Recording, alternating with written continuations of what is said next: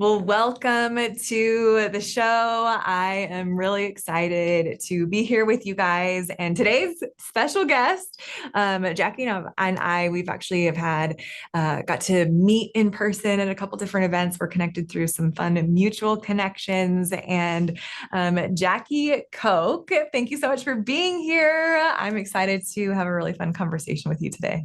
Thank you so much for having me. I can't wait to actually dig into some stuff. I feel like we're always seeing Yeah. each other in passing. Like this will be like our little girl time that we never get to have. For sure. This will be like the longest conversation that we've had. Exactly. But it's going to be good. It's going to be good. Exactly. So I'm just going to let the people know who you are, our listeners know who you are. And then I have a really great question that will kind of kick us off with. Jackie Koch, has more than 15 years of experience in hiring teams and leading human resources for Fortune 500 companies, for startups, and for small businesses.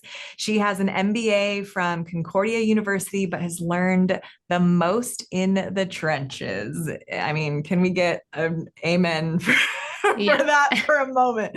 I always joke that there's a difference between teaching what you know versus imparting what you've experienced, and that there's a lot of professors that are in universities teaching about business that have never had a business, but that's Mm, another tangent that we can go on. yes. I Anyway. have thoughts on those. I love them and I hate them.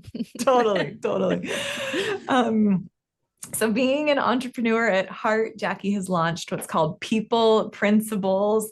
She's been doing this for multiple years, where she actually helps founders scale and lead their teams with HR and recruiting services, which I love. Some of her clients include Alavain Wine, One Hope Wine, Glossy, Outstanding Foods, Discover Night, Me Undies, and more.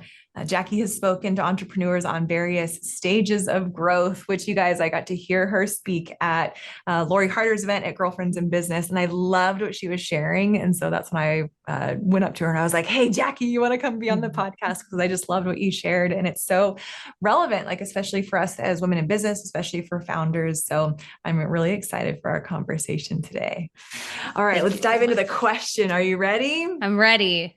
All right. So what was for you, Jackie? What was your like that moment where you knew that you were meant for more, that you were on a mission to rise? And it was like like I know that what I'm doing, I feel like I'm in the middle, like I'm not quite where I used to be, but I know I'm not doing what I'm meant to be doing. And you took massive action towards where you are at now. So what was your moment to rise? Well, I think my answer is going to surprise you. Okay. So it was, I don't know, 14 years ago, maybe. I had I mean, I graduated from college almost 20 years ago now. So I had been kind of doing everything you were supposed to do, especially in the Midwest. You go to college, you get a job, you buy a house, you get married, have kids, you like do the thing. And I found myself, you know, in a good job, getting my MBA, like doing all of these things. I was married, I had bought a house, and I just was like unhappy. Mm, And I didn't know why. I mean, I kind of knew why, but I was just like, this can't be it for me. Like, this can't be my life. And I wasn't healthy. I was drinking all the time. I was smoking cigarettes. Like, I wasn't like really being who I wanted to be. And I guess I should say I wasn't experiencing life that I thought it was. Like, I always was kind of like an ambitious person. And I was like, this can't be it. I'm 25 years old. Like, this can't be it. And so I remember I read, so I was building a network marketing business with Isogenics at the time. And I read Susan Sly's book, The Have It All Woman. yeah. And it was like my first book into like any sort of personal development. It was like my first like entry point into it. And I just remember like I would go to bed early instead of staying up and watching television because like my ex-husband and I, we had our shows that we watched every single night from 6 o'clock till 9 o'clock. And there were different shows. And instead of watching Law and Order SVU, I would go read my book. And I just remember feeling like there has to be more to life than Yeah. this. And so it just like that was, I feel like I can't, there were so many moments that came after that, but I feel like starting to actually read about personal development because it wasn't a thing 14 years ago, at least not in the Midwest. Like I was like, whoa, there is more out there. And so that is kind of the catalyst to what then led to a lot of different like decisions and changes and stuff in my life, which I'm happy to go into. But I would say that was kind of the moment where I was like, oh, there can be more than this. And why wasn't I ever taught this or exposed to this? Yeah. So take us into kind of your thought process of, okay, so you're Netflix, right? Netflix and chill to like Well, it wasn't, what? well, actually, it was Netflix, but it was the DVDs that you Yeah, the ordered in the mail. DVD, Blockbuster and chill. Right? God. To take us into your thought process of how you made some decisions to make big Mm, moves and to change, like, I mean, what it sounds like to blow up your life yeah, yeah. and to pursue something completely different. Well, I would say, I mean, thought process, I don't even know. It would be hard to, I'll walk you through kind of what I did, and I'm sure thought process will come through, but I think definitely decided to like get my health on track. I was already starting to, right? Like in my nutrition and other things, but really like took getting my health on the right track and like going down that journey. And I think for me, getting healthy and personal development kind of went the same track. Yeah. And that was kind of like the first thing I did, changing some habits, like really just taking better care of myself. And I think with that, then things started to show up that weren't working really well in my relationship. And, I tried to like figure out how to fix it and, did the best I could at 26, 27, right? And Doesn't come ultimately with a just manual. yeah, like it doesn't come with and it was just like my ex-husband and I just weren't on the same track. Like he wasn't a bad person. He just like wasn't really along for the ride with that. And for me, that stuff became so non-negotiable that it was like this is like a deal breaker now. And I had never had that before. Like I didn't have my negotiables. Like it was the first time I did that. And so that was happening and I was like, ooh, like I don't know if this is going to work long term. And then I think once you kind of get into that, you start to attract different things, right? So then this was around 2008. I had really wanted to start finding a new job and it was hard because the economy was in a bad place. And all of a sudden a new job opportunity came and it was a good opportunity for me to shift into a better role for my career. So I took that and then like there was just kind of like meandering. And then all of a sudden I got to this point where I was like, okay, this relationship is not for me anymore. Mm. And at work in this great job I took, I was also laying off a lot of people and like going through a hard time. And so I think at that moment, what was going on in my head was I need to leave this relationship. In fact, I could tell you the moment we got into a big fight and I basically took my vision board full of sparkles and all this stuff and like left and went to my cousin's house and was like, can I stay with you for a while? Like I had my vision board of what I wanted in my life and I wasn't willing to not do it. And so with that came this whole series of other things, like obviously divorce, but then bankruptcy and foreclosing on my house.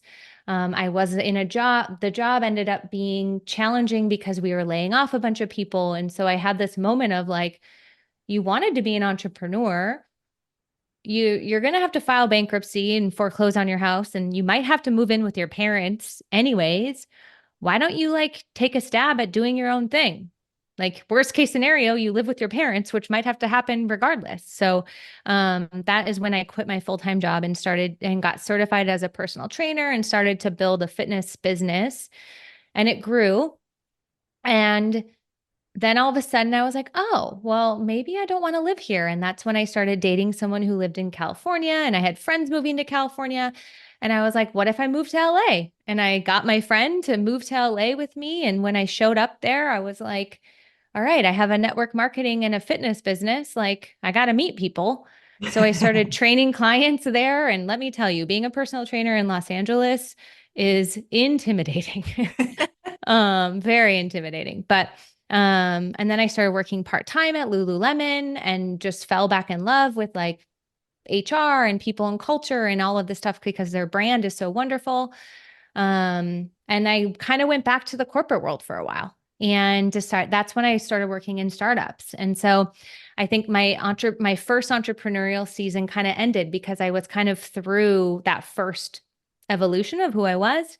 And then I worked in companies for about 5 or 6 years until I had another moment of like, I think I'm ready to go out on my own again and start and do a second stint in entrepreneurship. Mm. And that's when I launched my business like 4 years ago. So it's been just like a figuring it out as you go, I guess. Yeah. So I'm What do hoping that answers the question of what I was thinking of. Yeah. What do you feel like you learned along the way? Because what it's like, what I'm hearing, and it's a very similar journey even to me of, oh, okay. Because I was in isogenics too before. I feel like there's quite a few of us that are connected Yeah. that we all were back in the day, did that thing. Which is a great, we love like network marketing. It unlocked so many things for me, which was such a great journey. And I had a very similar, like almost like trial and error, like, oh, what if we try this? And oh, like that sucks. I don't want to do like, oh, and what if we try this? And oh, okay. Like I'm like, oh, there's some spark here and there's some, oh, I'm loving this type of a thing. And so for you, I love that how even like the stepping stones in the fitness industry took you to not only a different environment, but I feel like it also brought you back into like this love of culture and like companies and really beautiful environments. Um, it almost like sounded like it reignited or you remembered something that you loved in the Yeah. past that maybe it wasn't how it was, super awesome in the past, but just almost like the concept of when the student is ready, the teacher arrives. Yeah, a little bit for sure. I would say Um, what comes up for me in that is actually a little bit more of like there's seasons for things. yeah, And like just because you maybe like for me going back and working in companies for somebody who like tried to be an entrepreneur for a while might have looked at that as like a failure. yeah, And for me, I was like, no, this is just the season I'm in. Like, that first season of entrepreneurship helped me in many ways. And now this is where I want to be. And um, there's no, when I first graduated and became an adult, it was like, there's one path and you'll know when you arrived, yeah. and I think I've just realized like there's seasons, right? And I love Mhm. my business. I will never say I'll never go back and get another job. I don't want to. Like right now, I don't want to, but maybe I will someday. Yeah. And like I'm okay without feeling like that means I failed. It just means like I'm following the right kind of signs and goalposts and stuff, and I'm okay with that. And um, that's kind of how I've looked at. Like if I were to look back in the moment, I feel like I'm just literally figuring it out as I go. But now if I look back, I'm like, oh, that makes sense. It's easier to look back and make meaning of it. But Yeah. that's kind of how I feel about it now. Yeah, I love that. That's so good. So now with what you do with people principles and helping founders scale and HR and all this fun stuff, why don't you dive into a little bit about what that looks like, even from a like the solutions that you provide? Because I think some like we have like because there's a difference in being a solopreneur compared to an entrepreneur where you have a team and like solopreneur is like okay you're like the one man show and you're doing all the things compared to then when you are ready to scale and you got to onboard people and you got to build a team and you got to have now culture and all this stuff that people have to kind of get on board with. So what does it look like that maybe you see that people they're ready for someone like you in their business, and then what do you help them do as far as people principles? Yeah. Well, it's been, as I think a theme is like an evolution, right? So I Yeah. initially launched the business to help startups who have 10 or more people like get the foundational HR things right. And oftentimes that is recruiting, because if you've just acquired capital and you're scaling, like you need help recruiting and you don't have time for that. And so I do a lot of work with that demographic, because that's a lot of my network. But then my friend group and my peers are a bunch of like small business owners, like solopreneurs. And they would often come up to me and be like, "We need your help. We don't know this stuff." I'm like, "What does that mean? I don't get it." And, figuring out how I can like educate and support them, because I don't think you actually need to hire an HR expert until you probably have like at least 10 employees. But that doesn't mean you shouldn't start learning the stuff, because Yeah. by the time you get to that size, you could have already made some mistakes that could impact your business negatively or need to get cleaned up along the way. And so I would say for the smaller entrepreneur, we have a lot of different, and when I say like anyone less than 10 employees, I would say, I have a podcast called World's Greatest Boss, where I educate on a lot of the stuff that you just need to know. And then we have a lot of we have a compliance, we have a lot of free stuff that can help you at least learn some of the stuff. Because I think what Yeah. happens as a solopreneur is you're like, I'll deal with it when and you don't know what you don't know. And Yep. so what happens is I go and I speak at events like Girlfriends in Business, and I start educating on things, and people are like, whoa, their mind is like blown. Like, I didn't realize I needed this. Um, and so that's a way that I try to serve them. And I think as you're thinking about your HR side of your business, your people side of your business. HR is, human resources is getting rebranded as people operations. So sure, we'll call it that. I think there's like three main pillars to it. And the first one is like people leadership. I think even if you are a team of one, like learning people leadership skills is so critical. And Yeah. to me, if you're an entrepreneur, most of the time, you're doing a lot of your own self development, right? Like you're doing a lot of like the self development and growth work, but you don't always learn some of the other management side of things, which is like delegating, how to make decisions, how to set expectations. And those are skills you develop through doing. And even solopreneurs have contractors usually helping, or freelancers helping in some way. So starting to practice those skills, even if you're a one person show, reading books on them, listening to podcasts on them is super important. And then when you do have a team, really dialing that stuff in through trial and error is so important, because you have to do both. And so what's funny is like in more of the entrepreneurial side of business, I see like CEOs and leaders have that personal self leadership kind of dialed in, and they don't have like the tactical management things. But in corporate, it's the opposite. They have like the management things, but then they're missing the self development, and so things are not landing right. And you're like I remember like so many times going like thinking to the CMO, like, could you just literally take a course on like taking personal responsibility? Like, come on, it's like they don't have that. And so I think people leadership skills is something anybody at any stage should work on. Yeah. Um, I have more, but I feel like I'm just like continuing to, in case you have anything to jump in, I'll stop there. I'll pause there. No, it's so good. I love it. I'm going back to like what girlfriends in business, what I loved, and I know it might be hard to do on audio, but your analogy that you had of the airplane was so great. So I don't know if you'd be willing to like dive into Yeah. that.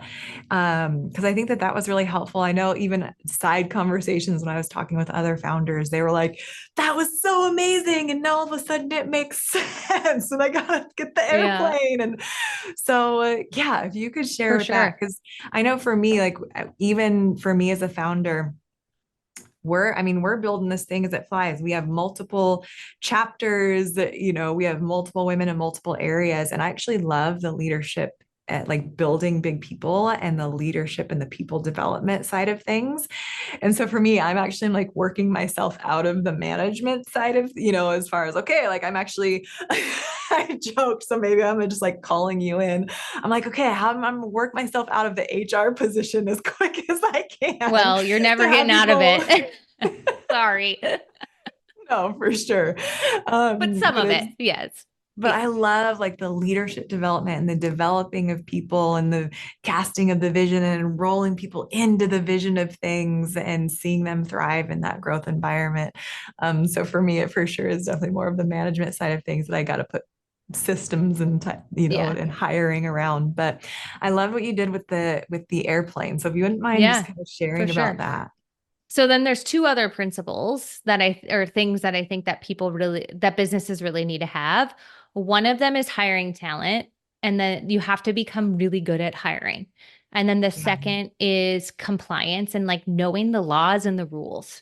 And that's not always the sexy stuff, but it's super critical and important, which I'll go into. But Yeah. the airplane analogy you're referencing is related to hiring talent. And this, I read it in Donald Miller's book, the How to Grow Your Small Business, is where I got that. So I can't take full credit for that by any means. The way I talked about it was different, but I got it from his book. But essentially, as you're thinking of building your team, and so I shared this at that event because I knew there was a lot of people who didn't have big teams yet and weren't, at over 10 to 15 people. And so I think as you're thinking about building your team, thinking about it like an airplane where there is, you're right, it is hard to describe. Okay. So there's like the navigational part of the plane, right? Like where the pilot sits. And The that's cockpit. like the cockpit. Thank you. I couldn't think of what that word was. The cockpit. And that is where, if you think about it, people in the cockpit are setting the destination. They're monitoring the different buzzers and stuff to make sure that they're on track, like to land where they need to land, to get to the airport they need to get to. And that is oftentimes, that should be where you spend your time as the CEO or leader of your business. Like you should be setting the direction, like setting the vision. You should be establishing what metrics you're tracking to make sure you're getting to where you need to go. You should be like keeping track of that and like veering the plane or your business if something goes off track, getting it back on track. Like that's really the job of the CEO. Yeah. Um, and then there's the two wings, which, what do wings do of an airplane? They help lift it. And so that is kind of like, if you think about it, what things lift your business? And it's your marketing and your sales. Like those are the two parts of your business that help get the airplane or the business off the ground. Then there's the belly and the cargo and everything else. And that's like everything else in your business. That is the people who serve your clients. That's your customer service. That's your administrative assistant. That's your payroll. That's your HR. That's finance, your bookkeepers. Like everything else really is in the belly of the plane. And so I think what happened, so if you think about that, you can't grow the belly faster than you're growing the plane, the wings, because you need to get off the ground, right? And I Yeah. think the reason I shared this at that event was because what happens is like, as you're the solopreneur, you're like running up to the cockpit. You're making sure that all of the people on the plane have like their drinks, their sodas, like everything they need. You're like making sure the engines are running for this, like you're doing all of the things. And then you get to the point where you're like, okay, the plane is like hovering over the ground. Like we're getting a little bit of air. I can't do all of it on my own. Yeah. So what am I going to hire? Well, the first thing everyone hires is I need an assistant. Well, boom, that drops your plane to the ground because you've just added more stuff to the belly. Unless that's going to free you up to do more sales and marketing activities to get the plane going. And so it's just like a good reference way to think about growing your business and like think about the jobs that you're hiring. Like, don't hire another operator into your business if you don't like sales and marketing, Yeah. right? Like hire those. And so it's just like a way to think about it. And it's something that I don't think a lot of entrepreneurs think about. They're just like so in the weeds that they just need help. And then they're like, why is my business not growing? And there's not one perfect job that you need to hire. Like I can't sit here on the podcast and be like, oh, hire this, then that, because every business is different. But if you kind of think about it in that way, I think it's a good framework for figuring out who to hire, especially when you're a small business. As you're a bigger business, there's a lot of org planning and like org chart planning and stuff like that, of course we can help with, or I can talk about, but it still all kind of comes back to those things. So that's the airplane analogy. I think I covered it all. I'm going off of memory. I haven't talked about it again since. So hopefully I covered it all. No, that was so good because I feel like it helped provide some really good, great clarity and even, oh, these are the things that give your business lift. These are the income producing activities. These are what's going to keep the lights on. This is what is going to keep your like funnel subscription going. Like you might not be at a place where that you need to hire an assistant yet compared to sales and marketing, compared to freeing up more of your time as the founder or as the visionary, as the best salesperson for your own business to be able to get more sales while you can then like allow or outsource other things. So I love that so much. So as far as like when it comes to like even in your bio, you were talking about how you uh help founders scale and lead their teams because I'm so big on leadership. What are some of the myths that you maybe see around leadership and team building, and how would you address some of Yeah. that? I think one of the biggest myths is if you hire the right people, you don't have to like check in on them, or like hiring the right people helps you basically become hands off, right? And I think hiring the right people is super important, but that doesn't mean that you don't like regularly check in and coach and work with them. You want people who can work autonomously, but that also means like you set up regular meetings with them. You make sure like your job as the leader is to be the force multiplier. Like your job is to um help them get through challenges and roadblocks that are coming up. And if you're not continue like actually checking in and be having a relationship with that person and like um yeah, I mean, having a relationship with them, you can't do that. And I think a lot of times entrepreneurs are like, oh, I hired them. Great. I don't have to talk. Like they'll come to me if they need help. Well, that's not always the case. And so you really have to figure out the right way to check in with your people, help them, support them, and be a broken record. Like I read I follow Layla Hormozy, obviously, and she gets a lot of like ask me anythings, or she'll post a question and or people will submit questions and she'll answer them. And one made me giggle so hard because it's so true. It was like, how do I stop feeling like a broken record to my team? And she's like, welcome to being a leader. Like you Yeah. have to get used to saying the same thing over and over and over again. And I think leaders think, oh, I told them once, that's good. Like, no, you have to tell people, I think on average 7 times in like 6 different mediums before something actually sticks. And so I just think like that is such a common myth that if you hire the right people, like, great, you're absolved of things. Um, what else? I mean,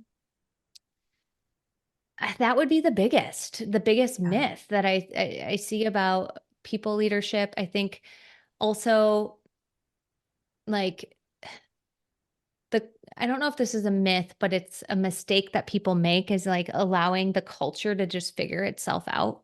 Yeah. Um, and there's some truth to that, right? Like your culture will evolve within your business to something, but the quicker you can intentionally think about what you want, and the quicker you can start to reward the behaviors and the things that you want and recognize that, the more your culture will shift to what you want it to be. And I think it's so easy as a leader, I'm just as guilty, to only focus on like the things that don't go right instead of recognizing the things that go well. Mhm. And so that's something that is super important that you do for leadership for sure.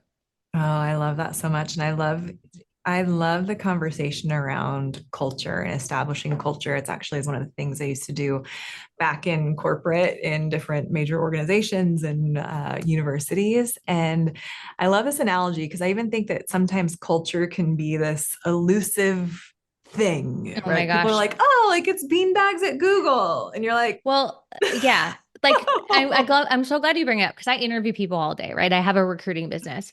yeah, And it never fails that, especially younger generations, I am like, so do you have any questions for me? And I'm like, and they'll always ask, yeah, can you tell me about the culture? And I just want to be like, first, let's define what culture means to you, yeah, because that, like, there is no universal meaning. Like, if you first have to define, like, what are you actually looking for? Because yeah. what they say, a lot of times they're wondering if they're going to have to work 500 hours a week and be available after hours, but they're lumping that into culture. And I'm like, that's not actually what Mhm. it is. Like, if you're wondering about work hours, just ask work hours. But, anyways, that's a sidetrack. But I agree with you. It's this elusive thing. Yeah. And I love like one of the things that we talk about when it comes to even just the culture of what we have within our leaders and within our directors is I like to give it this analogy. If you remember back in science class, and the little petri dishes that you would do the experiments in, they have culture, right? And so culture grows things. And so if you touch culture with something, that's what it's going to grow.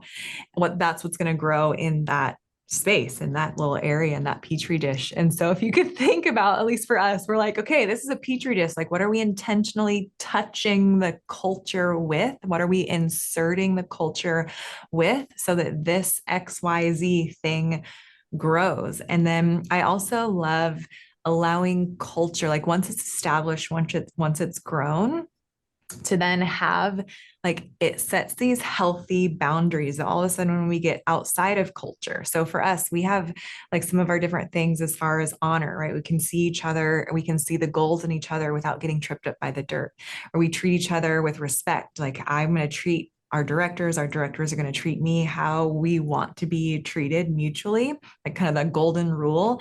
Oh, and if all of a sudden we're not afraid to have heated conversations, to agree to disagree. We can do conflict well. But all of a sudden, if I step outside of the bounds, the boundaries of this culture, it actually gives me cause to apologize.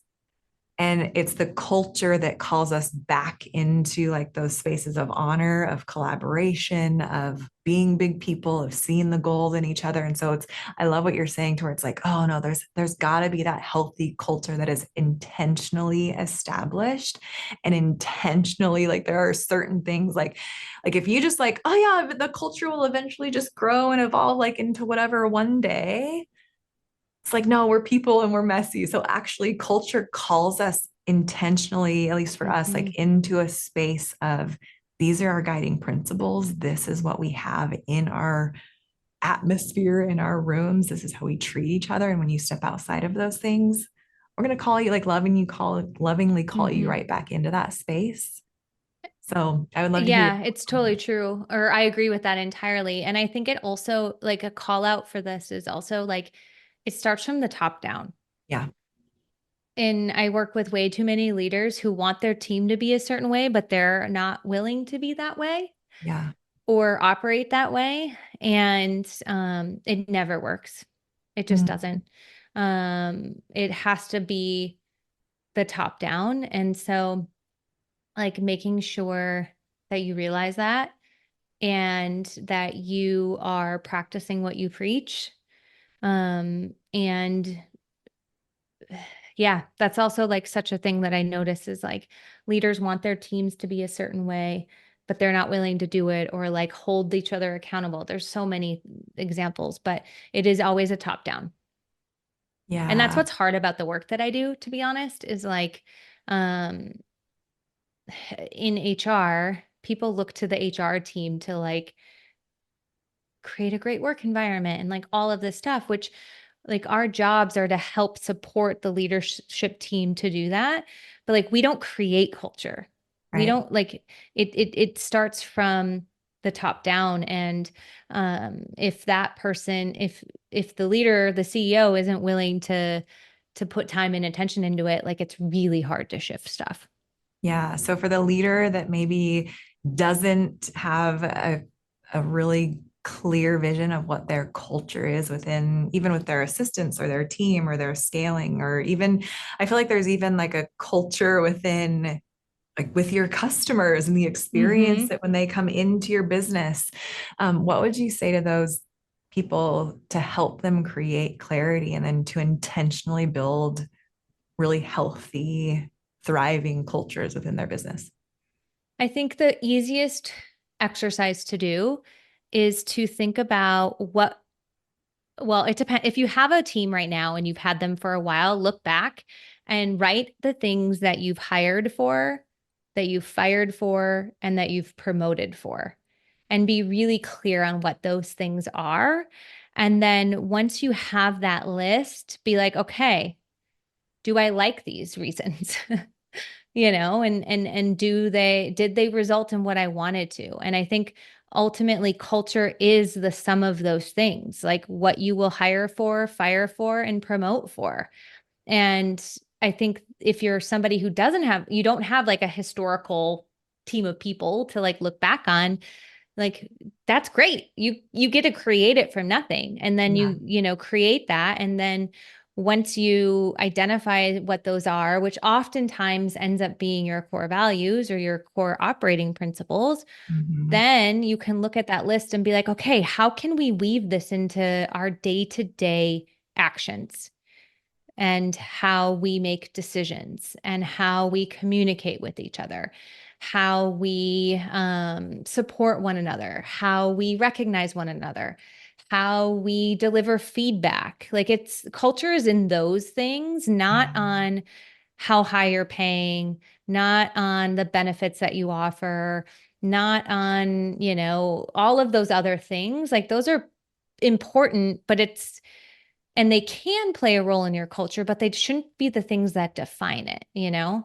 And so I think asking yourself those three questions is a really good place to start. I love that. That's so good. Say those questions one more time. What you hire for, fire for, and Promote for, promote for. So, so like good. promote a person, like Yeah, not like not market marketing, promote. Yeah, not one of the airplane wings. exactly. I love that. Well, Jackie, as we round out, I have one last question for you. And then I'm sure that those who really could use some clarity in leadership or people principles or establishing culture and scaling and recruiting will for sure make sure that they know where to reach out to and find you from. But looking back at your journey, this last question, what do you wish that you would have known back then that you know now? And like kind of land the plane, if you will, with kind of a mic drop moment of a nugget of wisdom that can the women can kind of grab onto and then Mm. let them know where they can find you, follow you, and reach out to you. Okay, I'm going to share this, and I think what I think people get so caught up on wanting to be an entrepreneur with something that's their passion. And like Mm, you're told like, oh, like find your passion, you'll never work another day or whatever, right? And I think, my first journey to entrepreneurship was that. And I quickly realized I didn't want to do that as a job. And so now, my second stint at running my own business, when I decided that I wanted to do that, I was like, what skill can I charge the most money for? And I built a business around that. And what I've found is that I love running a business. It's not, yes, I like recruiting and HR and stuff like that. I don't know if it's my forever business, right? But I love running a business. But what it's allowed me to do is have a really successful business right away. And I think what I wish I would have known, I wish I wouldn't have fallen to that advice of like, follow your passion to start your business, which might sound counterintuitive to your podcast, but I do think sometimes we fall into that of like, oh, like just follow my passion and the money will follow. Sometimes that works for people, but sometimes it doesn't. And so for me, it's been so much more impactful into my life to start a business around something I can charge like money for and like earn a living for. And so that's what I wish I would have known. Now it wasn't nearly as easy to start a business or a consulting business back then. So I wouldn't have probably done it before, but I would say that would be advice I would give to somebody who's like wanting to start a business right now. Like, what can you charge? What can you like really earn money doing? Yeah, I love that. It even kind of reminds me of the concept of one of my mentors talks about it. And he's like, it's not always necessarily about your passions, which, yes, of course, like you want to be able to love what you do. But sometimes you start out with like, what market, what are they asking for? Like, find a hungry market, figure out what they're asking for, and give it to them. Like, it does not have to be super complicated. Right. Like, find people that have problems and solve their problems. Totally. So I love it. Well, Jackie, thank you so much. I'm sure that other founders on here, they're going to want to be able to like ask more questions and learn more about what you can do for them as far as scaling and helping with team building and all of that fun stuff. So where can people find you, follow you? I mean, you obviously have your podcast, which I love to listen to as well. Feel free to share where people can dive into your world. Thank you. Thank you.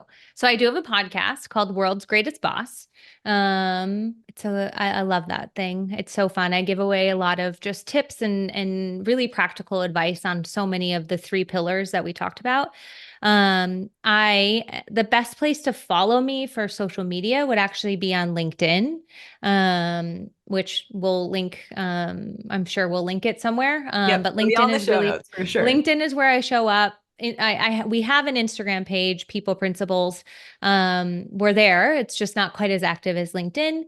And then our website, which is peopleprinciples.co.